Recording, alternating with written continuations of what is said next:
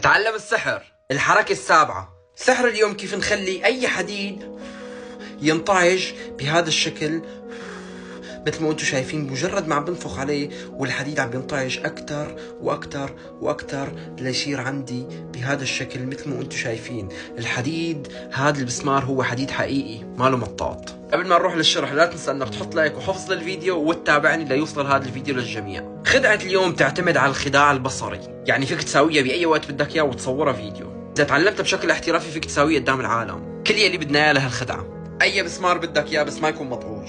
بعدين بنجيب بنسة وبناخذ البسمار مع البنسة وبنطعج البسمار بشكل خفيف مثل ما انتم شايفين. هيك صرنا جاهزين لنقدم الخدعة. بدك تحاول وقت تساوي الخدعة انك تخليه مستقيم بحيث انه يبين هو بشكل مستقيم وماله مطعوج مثل ما انتم شايفين.